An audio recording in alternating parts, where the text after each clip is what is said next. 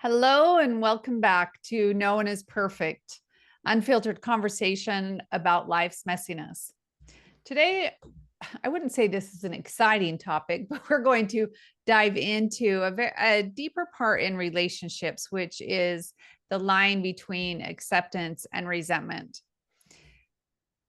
We all like to believe that we're being patient and kind, and especially the word tolerant. But sometimes what we're really doing is avoiding the harder truth. And the longer we keep swallowing those unspoken words, the heavier they become. What starts as a small irritation over time quickly can and quietly can grow into distance, disconnection, and resentment. And it also starts to, as it starts to do that, sometimes you get to a space and you think, what am I doing? Why am I here? And the questions start coming. And so the conversation today is, how do we get to that point? And possibly what can we do in between it? Or if we are to that point in resentment for too many years of tolerance, now what? So Marty, thank you. It's good to see you again. You too. I know. I love these conversations because they just always hit so close to home. Like Yeah, I've never been resentful ever in my life. I didn't think so, Marty. Yeah. I notice this too, Chrissy, like as I keep getting older, it's just more like my tolerance for that stuff. It's just like the wick is tinier and tinier. I'm just like, Mhm. no, let's just like get through this. And I also think a part of aging too is it, especially if you work on yourself, it allows you to start to be more direct and speak your truth so that you don't end up in resentment. Like when I float back and think to even in my 40s, 30s and be, I was like, whoa, like I was seething with resentment, Mhm. seething. And because it's like, be quiet, be nice, be pleasing, don't rock the boat. And I think especially women Yeah. are so taught that, be a sweet girl, be nice, don't be the biatch and that kind of thing. And it's very debilitating. Like we can good girl ourselves into an early grave. Yeah. And I think it's a really dangerous path Hmm. because the women that I see, and I see a lot of women and older women, like I'm amazed at how many women I see over 65 into their 80s. So a That's lot of amazing. this Yeah. comes from years and years of hearing the story and understanding and helping people see even somatically how it gets stored. Resentment over time becomes this massive wound physically that can look like extreme, like digestive issues, diarrhea, constipation, irritable bowel, colitis. It's the digestion of life with a smile on the face and resentment in the belly or in the esophagus, even, right? Many women will have that burning in the esophagus for years and years and years. Um, And the main statement I hear is, I don't want to rock the boat. It's easier to keep the peace. And my question is, but the price is too high now. Yes, that's yeah. true because I understand, I totally do. The nervous system really is the driver of whether you speak or not. So, my intention with this conversation today is, okay, if my nervous system is trumping me saying, no, that's enough, or whatever that might be, even what does it feel like to notice if your nervous system is frozen or in fight or flight? And how can we interrupt the pattern of that trauma piece and just lean into it a little bit and Mhm. not force anything, but be curious about, okay, there, I notice it's there. And now, how can we move around it or even make a little bit of a different movement within that part of us? I love what you're saying too, Christy, because paying attention to the body that way is so huge. And I know that for myself. Like I get rapid heartbeat, I get a churning in my stomach, a tightness in my chest. My breathing becomes more like erratic when I'm Mhm. activated. And the anxiety in me just skyrockets. And I'm so dysregulated that way. And then thank goodness I have tapping, because then I can tap and different breathing exercises that I do to just calm the body.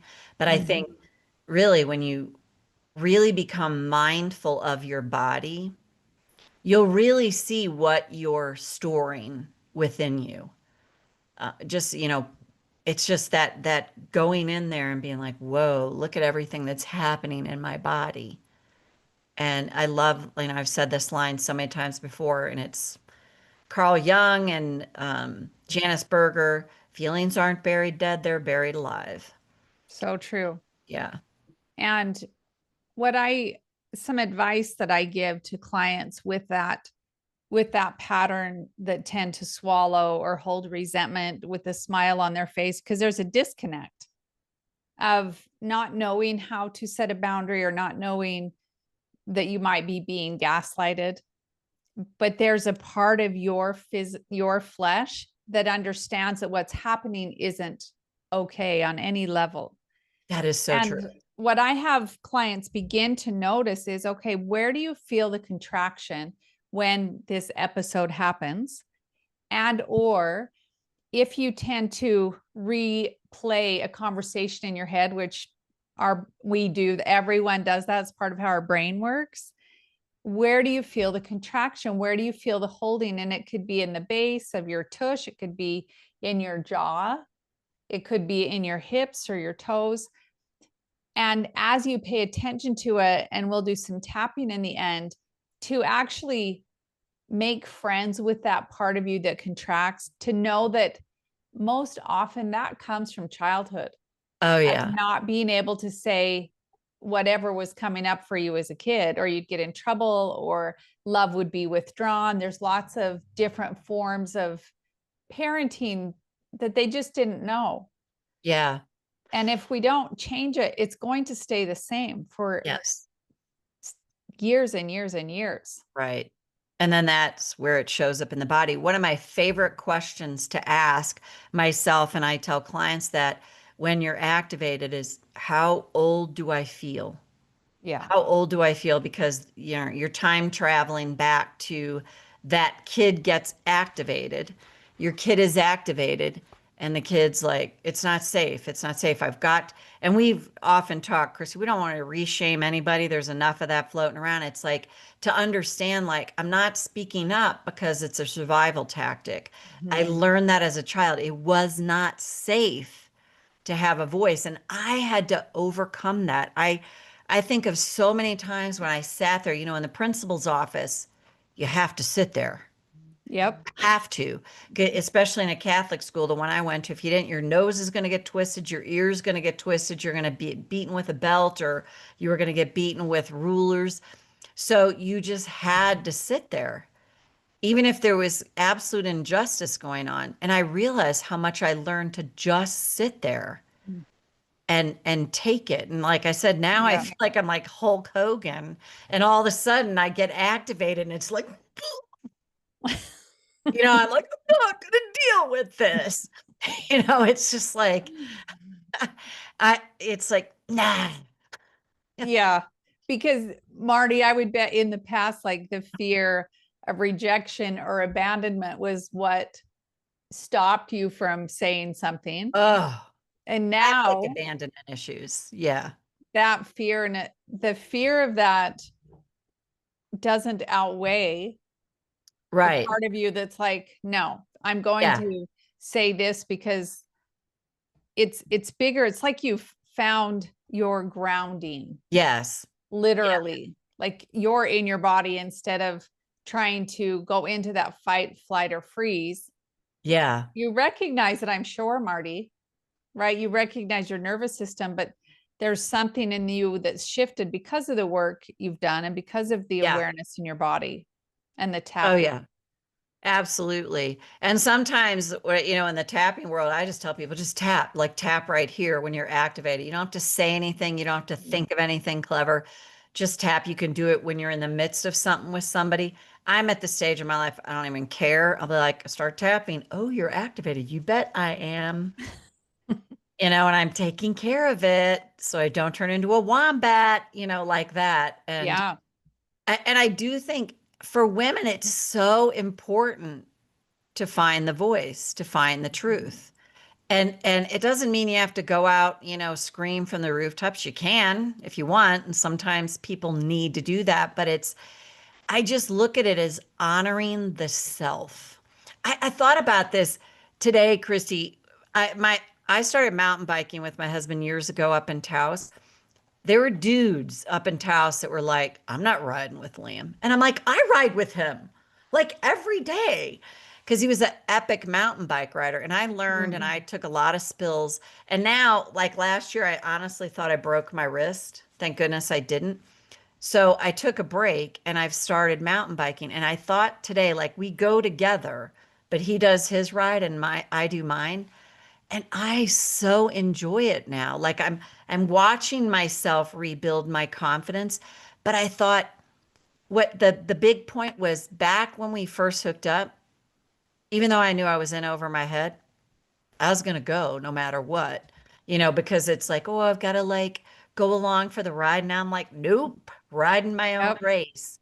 But that takes time. And I really thought about that today on the ride. I'm like, I love this ride because I'm riding my own race. Hmm. I'm not like trying to like be pleasing and be nice. And he's just happy that we're out there, driving there together and he does this epic ride. And it was like, I'm so grateful that I'm like no longer trying to keep up or be impressive.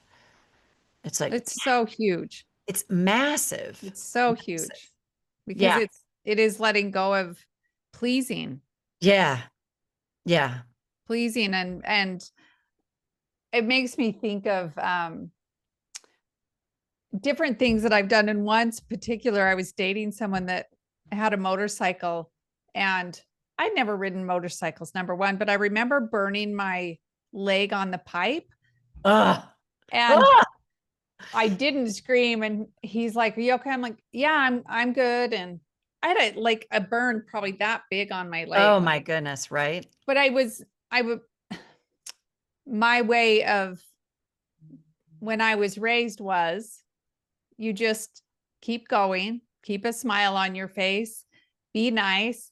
And all of those pieces, I look back today, I'm like, I should have probably gone to the hospital. It wasn't even one of those things. And it's astounding to me how far I've come because of the information that I've learned to even know that that's something that I could say, no, I need to do blank, or I need to make a different choice, or I Right. don't want to go on a ride with you. Right. But Yeah. it sounds so simple today. It isn't. Oh, it's so hard. I think I talked about this on one of these. So if this is a repeat, it's good reinforcement. Years ago, my husband was in the kitchen. He's right by the water. I'm sitting on the couch. And I'm like, should I ask him to get me a cup of water or should I just go get it myself? And I'm like, Marty, he's right there. Like he's right there. But like that's how hard it was for me Yeah. to ask. And it's like, I was like, whoa, like, and it just shows the debilitation that I learned to like, oh, you're the woman, it's your job to go get the water and this and that. And I'm like, Yeah. is it? And he, And there might be like even the other extreme, Marty. So I would say that's more of that passive, nice yes. girl.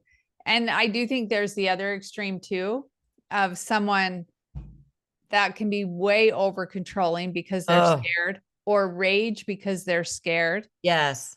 And so, Yeah. because I know I've had people say, well, Chrissy, like even about this podcast, one of the other ones, someone said, well, that's just not who I am. I don't do that, which is be more passive or not speak up. And as we talked about it, I said, no, but you probably do the other, because there's two pieces on that spectrum of Yeah. how we control. Oh yeah, absolutely. And so Absolutely. the other part of the spectrum is rage and explosion, and maybe not shutting down, but literally attacking Oh yeah. verbally That's and physically. Both can happen. Yeah, absolutely. Yeah, and I really think too, intention is part of that too. I mean, I don't see anything wrong. I mean, especially in the tapping world, we would encourage someone to have their rage in that. But to your point, which is so important, it's like, well, that's just how I am. But Oh, yeah. is it serving you? Is it Yeah. serving the relationship? Is it helping? Is it taking away? And I do think there's a time and a place to like be that warrior, be strong in yourself and be like, absolutely not. But yeah, on the other hand, it's like it's a easy way to, I mean, I can't tell you how many people I've heard, well, that's just how I am. And I'm like, yeah, but is that working? I mean, I've Yeah. said it. I've said it. That's just how I am. But I see all the things from my childhood and the trauma that I've really shifted because I've actively worked on it because ultimately it's exhausting for me to like stay a certain way. And I'm like, do I really want to keep doing that? Do I? That's a lot of work. Yeah. Do I want to? Either or. Yeah. Yeah. And I would, to be curious about how you respond when there's conflict Oh, right. is probably the bigger piece Yes. Yeah. I when think there's that's, an activation. yeah. Do you Yeah. attack or do you shut down? Right. Yeah. And to find that, like I said, I noticed that in my relationship with my husband now, like we both have very strong personalities, but now it's like, do we do we really want to go down this rabbit hole? Like there's more of that happening now more than ever. Is it worth it, really?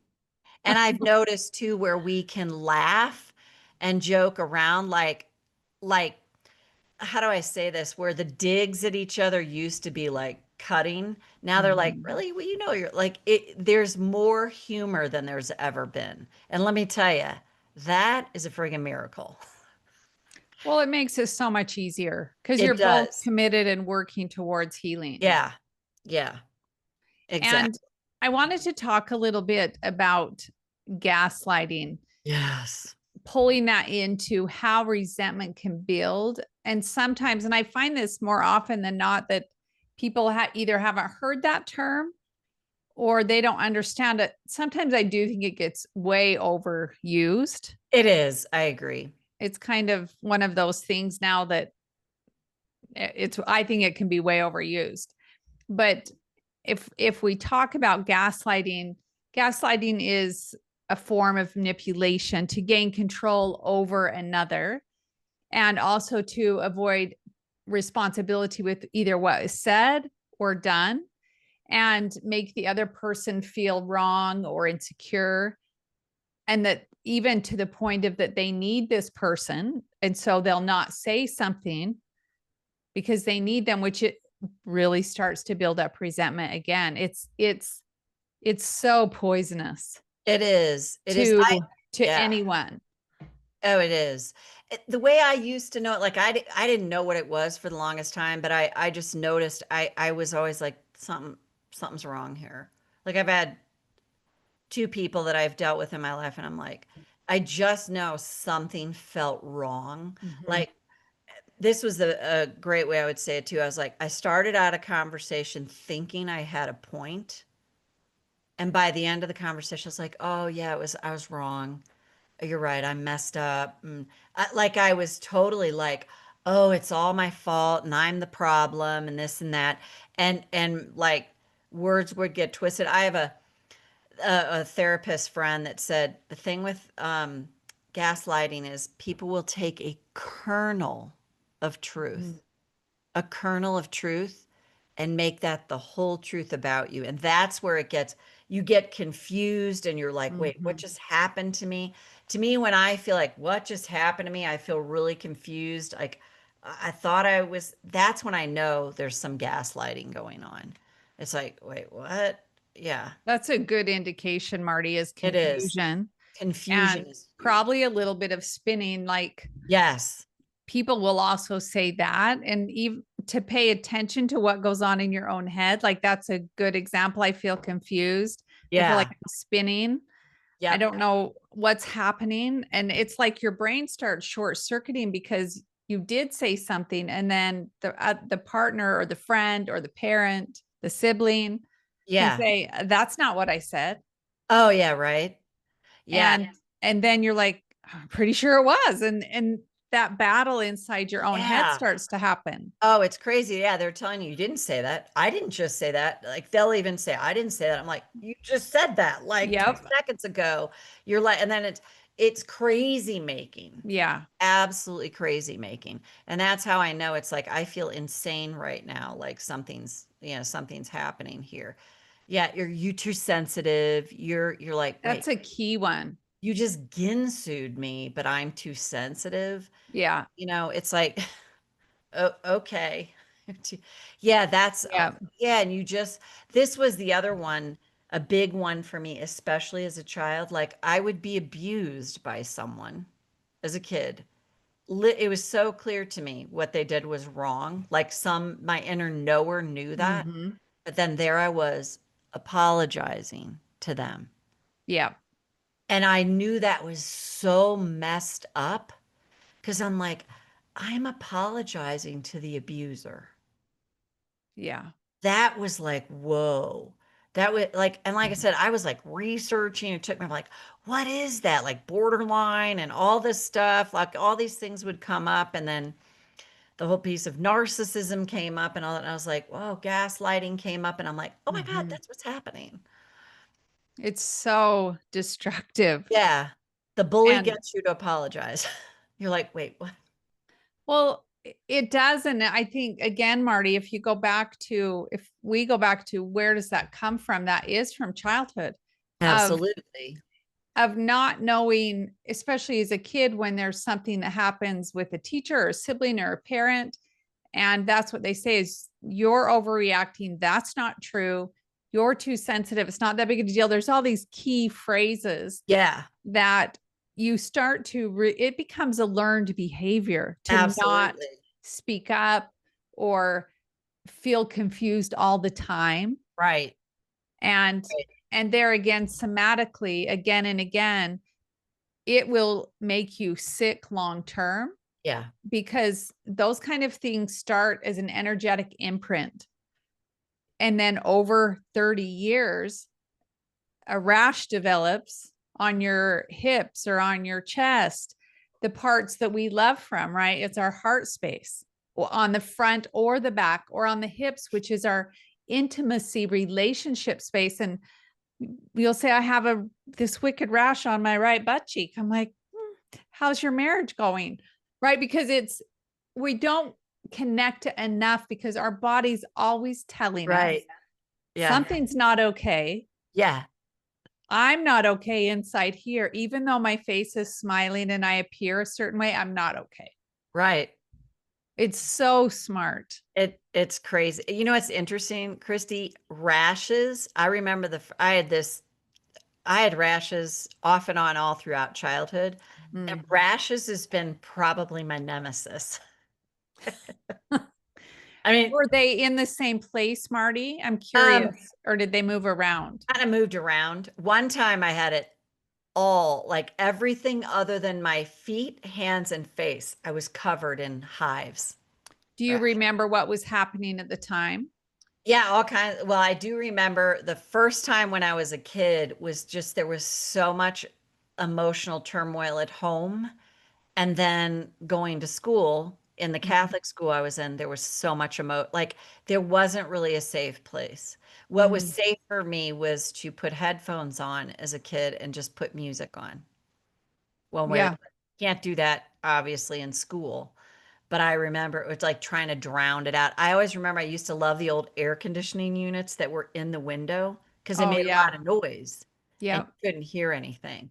And I noticed how I sleep with white noise. And I notice how, we have dogs that, bark if a caterpillar's going across the patio. So it's Yes. necessary, but I notice there's something very comforting and soothing to me for that. So Yeah, the first time was just there was so much turmoil going on at home. And then Mhm. um even when the first time my mom took me to a dermatologist when I was in first grade when we had that nun that beat me but actually molested other kids. I mean that didn't happen to me, but I got beaten. So it makes sense. And then various times through my life, whenever the rash is there, yeah, there's usually a lot of emotional like stuff going on. And and I definitely had bullying that I was dealing with a family member when I was a kid. Mm. And it took me, honestly, I was thinking it was last year when I finally was like, wow, I was bullied. That's a big awareness though, Yeah. because Yeah. it makes sense with some of the symptoms that you're talking about of that Yeah. internal irritation and not being able to speak about it. It comes out in Yeah. the skin. Yeah. Can't And talk. it's a crazy thing in that, and sometimes probably even like your life today, if moments like that happen, my guess is you could break out with a rash overnight and it Yeah. probably goes away faster because you're aware of it. Oh, yeah. Yeah. Yeah. Yeah. But Yeah. it's certainly the communicator and the intelligence that I think if we learn to listen instead Yes. of fight against it and not surrender to, yeah, I'm just really pissed off. Right. And the fighting against it is huge, Chrissy, because I see that like you start to go, "Oh, my body's failing me. I'm mad at my body. I hate this rash or I Mhm. hate whatever's going on with me." And it's Yeah. like learning to love. I just think the body is so wise. In Mm. tapping world, they say, the body is the subconscious mind. So the Yeah. body carries for us all the unexpressed emotions. And instead of like so many of us learn to reject it and get mad, and we talked about this a little bit before, overweight. Like our culture's riddled with judgment about that. And yet that is someone protecting themselves. And Yeah. if we can Most see definitely. that and go, that's self-protection, and start to love the part of us that learned to adapt that way, it starts to shift it rather than shaming ourselves and judging it and, you know, making it, making ourselves wrong, which, Well, it yeah. reinforces the shame that was already imprinted. Yes. Yes. It really does. And then the dangerous part about that is that reinforced narrative reinforces the somatic aspects of anxiety and Right. depression. And sometimes people will get even like numbing pieces in their body, like their feet or their legs, or sometimes their face. Mm-hmm. And there again, that dangerous loop of gaslighting oneself. Yeah. You're way too sensitive, Christy, or you shouldn't have done that. And then it just loops again, but now you're the perpetrator of self instead of just slowing down and going where, like, I Yeah. love your question of how old do I feel right now? I feel like I'm Right. 5 or, Yeah. and I remember when this happened and this is what it felt like, and slowing down in it versus trying to run away from it, which is appropriate too.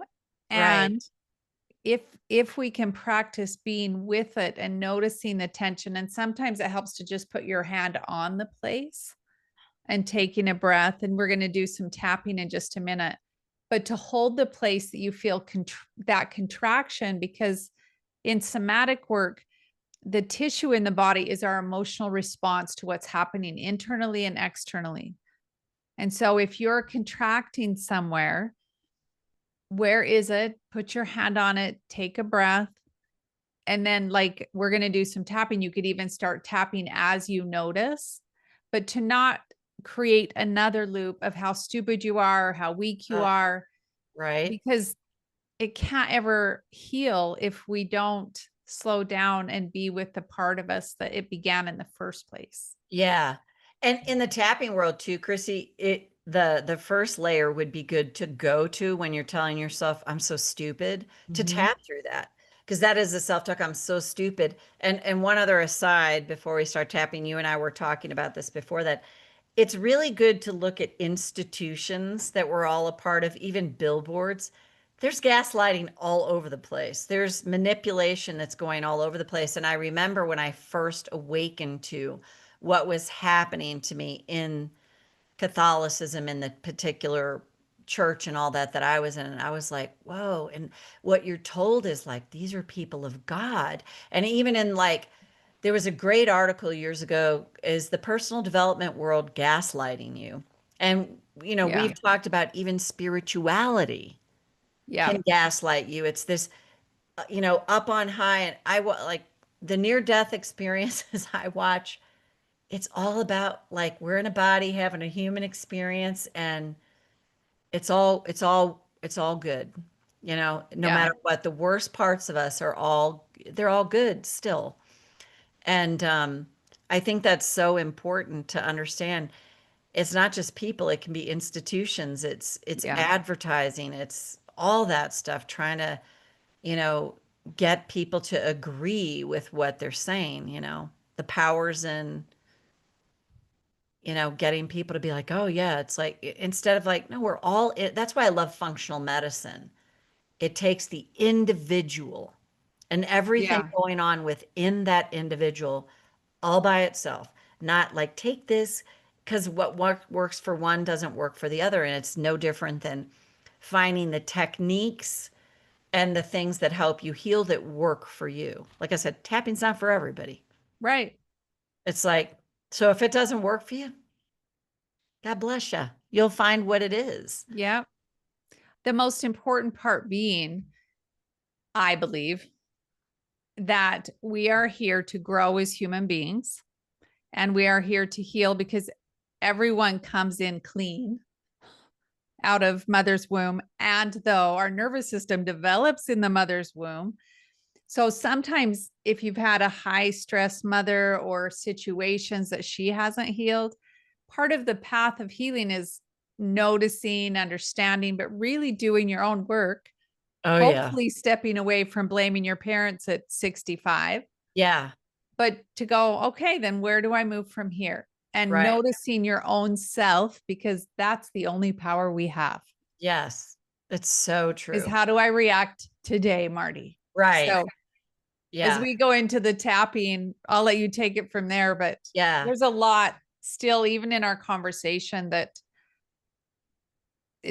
there's so much of it happening virtually Yeah. that, and I believe that's because a lot of times those people haven't done their own healing. And so they just Right. recreate it and do it to others. Yeah. Yeah, there's a great line I always say that I learned years ago. We can't change what we judge. So I would love to do the tapping around that, like that part of us that judges ourselves, that makes us wrong, like, you know, that is in the midst of maladaptive behavior. And like, oh, I did it again. I can't believe, I can't tell you, Christy, how many people have come to me like, I've tapped on this already. And I'm like, Oh, well, obviously you got to tap again. I mean, I tapped for six yep. months on one particular human, and I was like epically, like I'm gonna go, ugh. You know, Yeah. it just it takes what it takes, you know, and if I kept telling myself, oh, you know, I should be over it by now, which is another thing. Aren't you over that Yeah. already? Yep. Haven't you That's worked another on that piece. enough? Yeah. You're always trying to fix yourself. Yeah, I'm committed to my personal development. I love that, Marty's such a good example because there Yeah, again, that's another piece of manipulation. right. And Yeah, we're continually working towards being right. whole. Yeah, And yeah, sometimes it takes a long time depending on what the wound was in the first place. right. So let's do the tapping around not talking, because that's so epic. And it's like, Yeah. okay, I'm just gonna, you know me, I'm just gonna go with the flow and see where it comes. So karate chop. Even though I can't rock the boat, I can't speak my truth. That is not safe. I choose to acknowledge I feel this way now. Mm.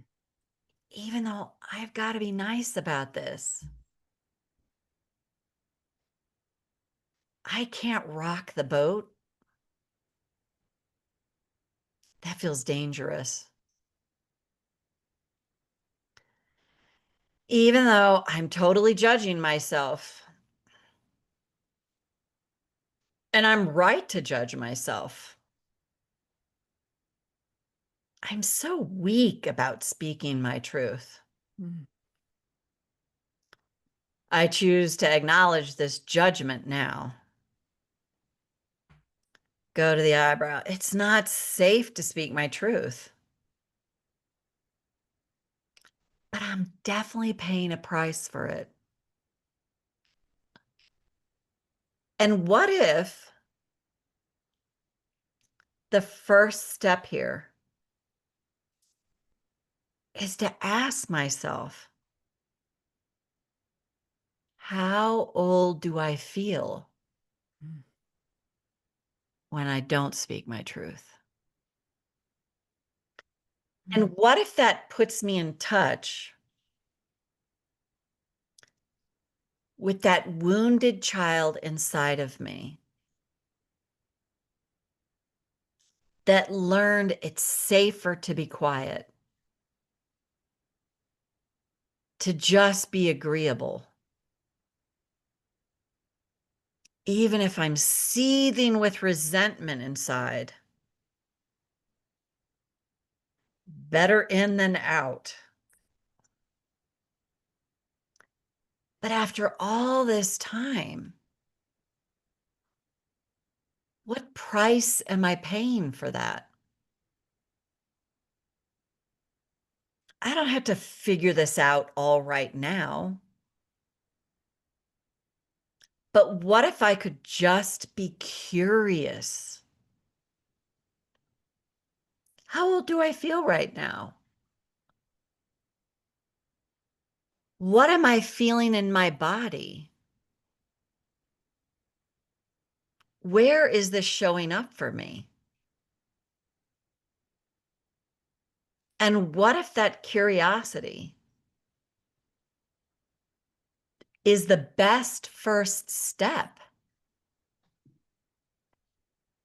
Because it's not about putting pressure on myself to change. That'll just shut me down. But what if I could set the intention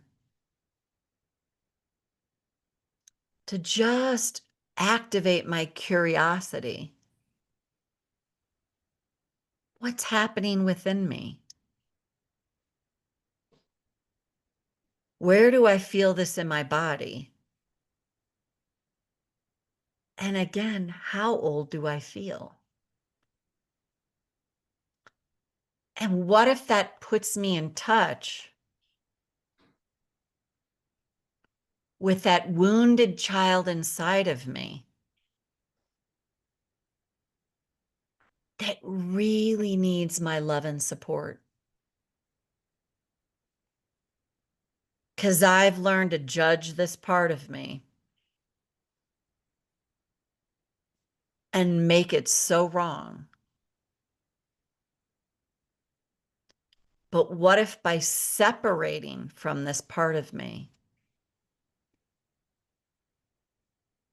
seeing the wounded child activated, I become more mindful and more aware? And that's great information to begin. And take a breath. Mm. That was great, Marty. And I'd like to add to that, to have a picture of yourself when you're a kid somewhere in your world. Could be on your phone, which is nice, especially if you're not home. And to look at that little kid, because we're going to speak much softer to a child than we would to our own face in the mirror. And do that dance between the two, because it always exists. Yeah. more gathering parts of us that got fractured, that had to do different things, but there's nothing bad about any of those parts. Right.